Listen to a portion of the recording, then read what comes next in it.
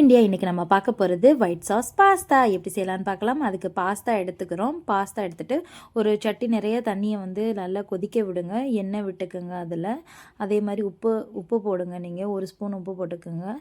அப்புறம் பாஸ்தா வந்து கொதிச்ச தண்ணியில் தான் நீங்கள் போடணும். அதுக்கு முன்னாடி வெங்காயத்தை வெட்டி வச்சுக்கோங்க. அதுக்கப்புறம் குடமிளகா வெட்டி வச்சுக்கோங்க. அதுக்கப்புறம் பேபி கார்ன் எடுத்துருக்கோம். நீங்கள் கேரட்டு, பீன்ஸு என்னென்ன காய் வேணுமோ நீங்கள் எடுத்துக்கலாம். காஞ்ச மிளகா வெட்டி வச்சுக்கோங்க. பிளாக் பெப்பர் வந்து நல்லா நான் பொடியாக்கியிருக்கேன். பெப்பர் பவுடர் இருந்தாலும் நீங்கள் ஆட் பண்ணிக்கலாம். ஆரிகானோ எடுத்துருக்கோம். மில்க் எடுத்துருக்கோம். சீஸ் எடுத்துருக்கோம்.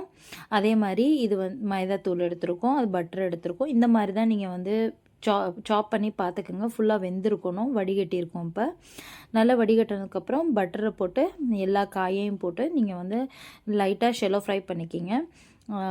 இதில் வந்து நீங்கள் வந்து வெள்ளைப்பூடை வந்து இதிலே சேர்த்துக்கலாம். ஆனால் நான் தனியாக பண்ணியிருக்கேன். அது கொஞ்சம் கிறிஸ்பியாக இருக்கிறதுக்காண்டி நான் தனியாக பண்ணி போட்டிருக்கோம். இதில் உப்பு போட்டு நீங்கள் வந்து அடுத்து வந்து வெள்ளைப்பூடை போட்டு நீங்கள் வந்து நல்லா வந்து இதை ஃப்ரை பண்ணிக்கிங்க. ஃப்ரை பண்ணிவிட்டு நீங்கள் அதே பிளேட்டில் வந்து நீங்கள் எடுத்து வச்சுக்கோங்க. அப்புறம் 2 ஸ்பூன் மைதாவை போட்டுட்டு நல்லா வந்து லம்ஸ் இல்லாமல் கட்டி வந்து வராமல் பார்த்துக்கணும். பட்டர் போட்டு நல்லா க்ரீம் மாதிரி பேஸ்ட் மாதிரி ஆக்கிக்கிங்க. இது நல்லா வெந்ததுக்கப்புறம் இதில் வந்து நீங்கள் பால் கொஞ்சம் கொஞ்சமாக சேர்த்து கிண்டிக்கிட்டே இருங்க. இது வந்து கொஞ்சம் திக்காயிட்டே இருக்கும். அதனால் கிண்டிக்கிட்டே இருக்கணும். அதுக்கப்புறம் காஞ்ச மிளகா போட்டுக்கோங்க. பெப்பர் தூள் போட்டுக்கோங்க. அப்புறம் ஆரிகானோ போட்டுக்கோங்க.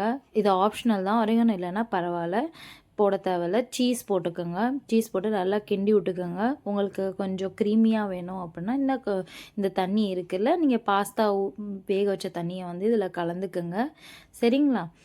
அப்புறம் நல்லா க்ரீமியாக இருக்கும். இப்போ வந்து பாஸ்தாவை ஆட் பண்ணிக்குவோம். எல்லா பாஸ்தாவையும் நல்லா எல்லா பக்கத்துலேருந்தும் நீங்கள் வந்து ஆட் பண்ணிக்கிங்க. அதுக்கப்புறம் காய் எல்லாத்தையும் சேர்த்து உப்பு போட்டு பாருங்கள், இப்போ ரெடி ஆயிடுச்சு. இதை வந்து நீங்கள் பிள்ளைங்களுக்கு கொடுக்குறது வந்து ஹெல்த்தியாகவும் இருக்கும். ஏன்னா எல்லா காய்கறியும் இதில் நம்ம சேர்த்துருக்கோம். சரிங்களா? இப்போ நீங்கள் பீன்ஸ், கேரட்டும் இதில் வந்து சேர்த்துக்கலாம். ட்ரை பண்ணி பாருங்கள். எம்மியான பாஸ்தா ரெடி ஆயிடுச்சு.